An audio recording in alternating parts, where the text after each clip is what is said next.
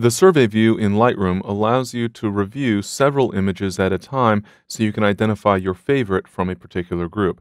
I find the survey view to be most useful when you're comparing a variety of images that don't necessarily relate to each other. In other words, I don't typically use the survey view when I'm comparing several images of the exact same subject. For that, I would tend to use the compare view. But when I have a variety of images and I just want to find perhaps my favorite of that group, then I'll tend to use the survey view. For example, I have some photographs here that I captured during a photography event in California, photographing various subjects at the beach at sunset, and I'd like to find one image that sort of epitomizes the overall experience there.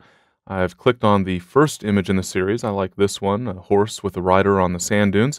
I can also then hold the Control key on Windows or Command key on Macintosh and then click on other images that I would also like to evaluate. So I'll scroll through the film strip. I could also use, of course, the grid view in order to review the images. And I'll include that one as well. And so now I have 5 selected photos. We can see on the film strip here that out of the 22 images in this folder, I've currently selected 5.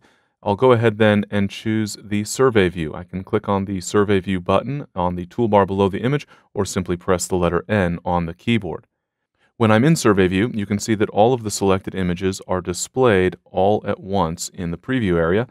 If I press Shift-Tab, I can hide all of the panels, and I'm also going to press T to hide the toolbar, and then I can evaluate these images to decide which I think might be the best. The basic process in Survey View involves removing images from the group. So you review all of the images and decide which is perhaps not the best fit for whatever you have in mind.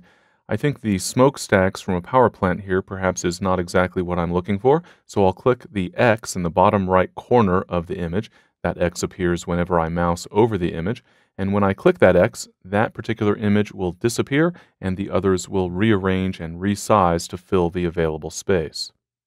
I like this wide shot of the sunset and the beach. There's a surfer walking in front of the waves here.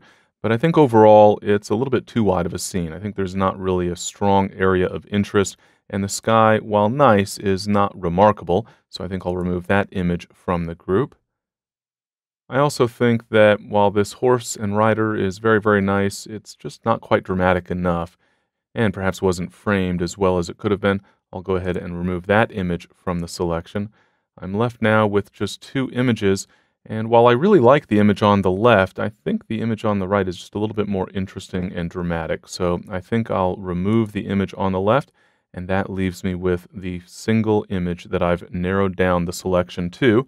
I can then press Shift-Tab in order to bring back my panels, and I might as well bring back the toolbar as well by pressing T. And as you can see, while I had selected 5 images to start with, now that I've finalized my selection to a single image using the survey view, I only have a single image actually selected on the film strip at this point.